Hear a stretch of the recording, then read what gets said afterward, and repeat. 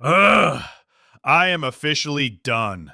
I'm retiring from society. I am moving into the woods, I'm befriending a family of raccoons, and I am never looking at my phone again. Good morning to you too, Alex. I take it the attempt to get pizza with the guys didn't go well? Iron, it's not just pizza. It's a hostage negotiation. I texted a group of four guys who have known each other for 10 years, and said, "Hey, want to grab a slice tonight?" You know what I got back?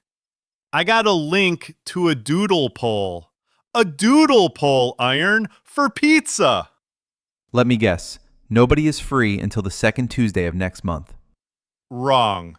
Nobody is free until mid-November, and even then Dave has a hard out at 7:45 p.m. because he has to optimize his sleep cycle or some garbage. When did hanging out become a corporate merger? When did we start needing HR approval to drink a beer? It's the Google Calendar epidemic. But here's the thing. You're mad at Dave, but Dave isn't the problem. You're noticing a symptom of a massive shift in how humans operate now. We literally forgot how to hang out. I didn't forget. I'm ready right now. I got my shoes on. But where are you going to go? Think about it. I'm gonna go to, well, I'd go to the diner, but it closed at 3 p.m. I'd go to the bar, but the music is so loud I can hear my own skeleton vibrating. Exactly. You're hitting the wall of modern socialization. It's what sociologists call the disappearance of the third place. The third place? What, like a bronze medal? You're telling me society is handing out participation trophies for drinking coffee now? Because I'll take one. No, it's not a race, man. The third place is a concept coined by a sociologist named Ray Oldenburg in the 80s. Your first place is your home. Your second place is your work. Your third place is supposed to be the anchor of community life. The local pub, the diner, the stoop, the barbershop, the park. A place where you can just exist, see familiar faces, and it doesn't cost you your life savings to sit down. Oh, wow. Wait, do those even exist anymore? Barely, and the ones that do have been completely sterilized. You know what it is? It's the doorstep tax. The what? The doorstep tax. I swear on my life, the exact second my foot crosses the threshold of my front door to the outside world, $50 evaporates from my bank account. Just gone. Poof. I went for a free walk on Sunday. A walk! The most basic human movement. I somehow came home having spent $72 on an artisanal matcha water and a parking ticket because I parked in a zone that was only legal for street sweepers born in July. So you didn't read the sign? The sign was in hieroglyphics. But you get my point. You can't just exist outside anymore without a transaction taking place. If you sit on a bench too long, security looks at you like you're plotting a heist. If you go to a coffee shop, you buy a $6 drip coffee, and after 45 minutes, the barista starts aggressively wiping the table an inch from your laptop. You are renting the chair by the minute. You're not wrong. That's the monetization of public space. But wait, it gets worse. Because it's not just that the physical spaces are gone, it's that our psychology has been rewired by the digital spaces that replace them. The group chat. The group chat. We traded the diner for the group chat, and we convinced ourselves it's the same thing. It is a trap. The group chat is a psychological prison. I have a group chat that is firing off memes from 8 a.m. to midnight. We talk all day. But if I say, "Hey, want to see this meme in person?" everyone scatters like roaches when the lights turn on. Because the group chat gives you the illusion of intimacy without the friction of reality. In a chat, you can control your image, you can reply when you want, you can ignore people without them knowing. Real life hanging out has friction. You have to put on pants. You have to commute. You have to navigate awkward silences. We've become intolerant to social friction. Dude, the other day someone rang my doorbell. Unannounced. Oh no. I dropped to the floor, Iron. I literally combat crawled behind the kitchen island like I was taking sniper fire. My heart was pounding. I'm thinking, who is it? Is it the feds? Is it a serial killer? Is it a cult? And who was it? It was my neighbor Mike. He was bringing back a power drill he borrowed. But the fact that he just showed up without texting a warning felt like an act of psychological warfare. 10 years ago, people dropped by all the time. Now? If you knock on my door unannounced, I assume you are here to take my soul. That is exactly the cultural shift I'm talking about. Spontaneity is now viewed as an intrusion. We've hyper-scheduled our lives so much that a friend knocking on your door is a violation of your personal optimization. Optimization. I hate that word so much. Everyone is trying to be a cyborg. But that's the culture now. If you aren't being productive, you're falling behind. And this bleeds into why we can't hang out. Because hanging out is, by definition, unproductive. Yeah, hanging out is just sitting on a couch, staring at the ceiling, throwing a tennis ball against the wall, and talking about whether a bear could beat a gorilla in a fist fight. It serves zero purpose. And it's beautiful. Now, if you have free time, there's a guilt associated with it. You're not going to believe this, but there have been actual studies lately showing a massive decline in hobbies that don't make money. People don't just knit anymore. No, they have an Etsy store. Exactly. You can't just bake bread. You have to document it on TikTok and try to get a brand deal with a flower company. We took everything pure and relaxing and turned it into a side hustle. So when you ask Dave to get pizza, Dave isn't just looking at his calendar.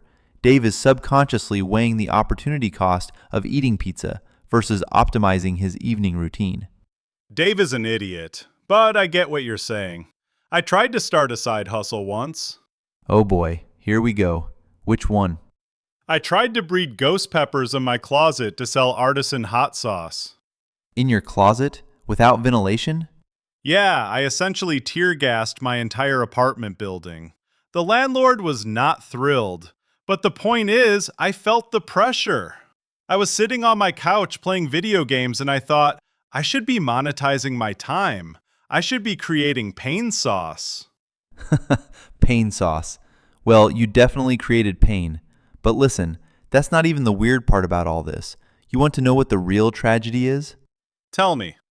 Humans have biologically evolved over tens of thousands of years to exist in tribes.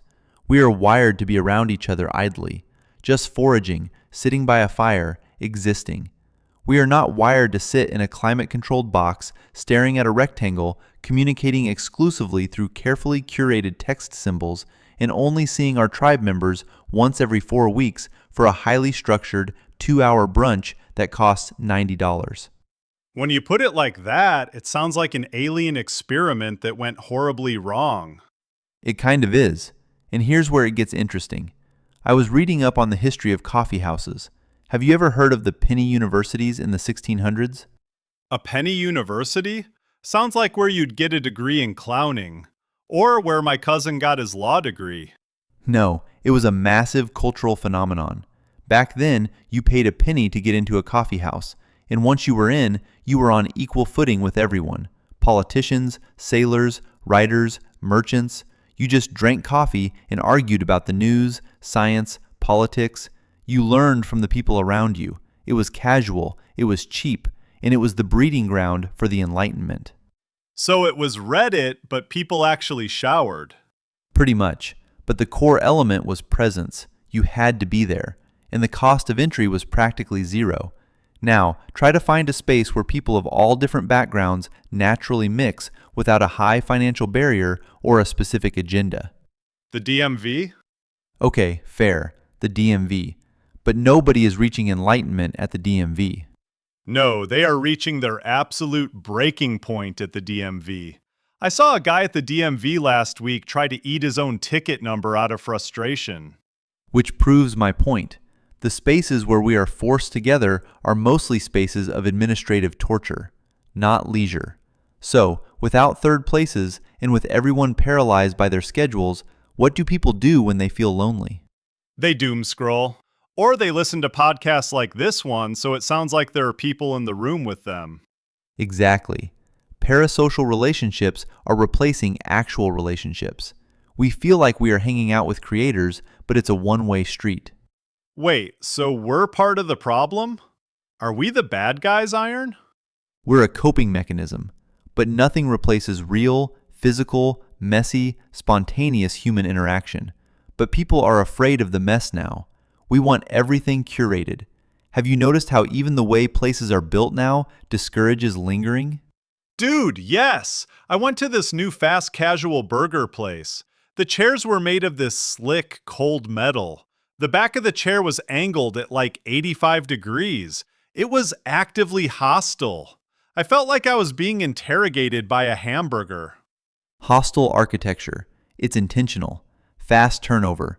Get in, spend your money, get out. Do not linger. Lingering is bad for the profit margin.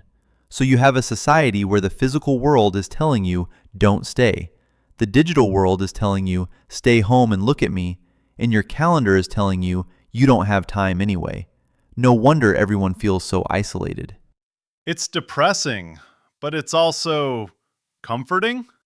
Comforting how? Because I thought it was just me. I thought I was just getting old and antisocial and that I smelled bad. But it's systemic. The system is rigged against hanging out. I'm a victim of the anti-hangout industrial complex. Well, I wouldn't call it a complex, but yes, there are massive societal forces at play. No, I'm taking this to the top. I'm gonna protest. I'm gonna go out into the street right now, find a patch of concrete, and I'm just gonna sit there. With zero agenda, for free. You're going to get arrested for loitering, Alex. That's fine. Jail is the ultimate third place, Iron. Think about it. Free food, you're forced to talk to people, zero digital distractions, plenty of time to lift weights. It's perfect. Please do not go to jail just to experience community. Too late. The movement starts now. But seriously, how do we fix it? We can't build 1600s coffee houses, and I can't afford a $70 matcha every day. What is the actual solution for people listening to this right now who haven't seen their friends in a month? Honestly, you have to lower the stakes. Lower the stakes? Yes, the reason hanging out feels exhausting is because we treat it like an event with a capital E. We think we have to clean the whole apartment, cook a meal, have an activity planned. It becomes an evening to manage. You have to bring back the garbage hangout. The garbage hangout. I am intrigued. I excel at garbage. The garbage hangout is, hey, I'm going to be doing my laundry and watching bad TV for the next 2 hours. You want to come over and sit on the couch? You don't have to talk if you don't want to. I'm not offering you food, except maybe some stale chips. Just bring your physical body into my space. That actually sounds amazing. No pressure, no performance. Exactly. We need to normalize just existing in the same room again. Parallel play, like toddlers do. It removes the friction. It removes the need for optimization.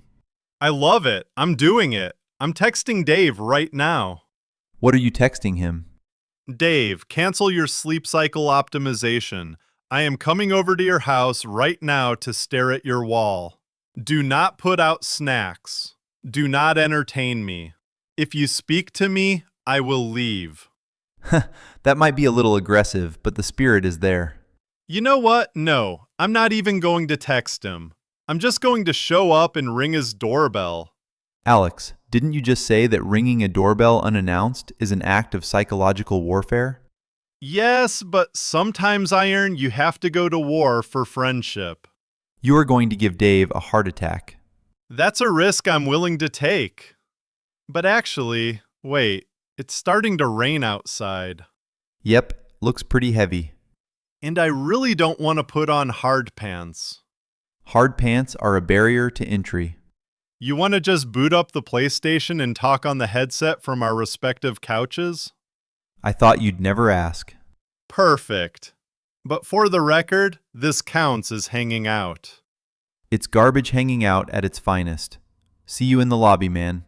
See ya. Man, society is so broken. Pass the chips.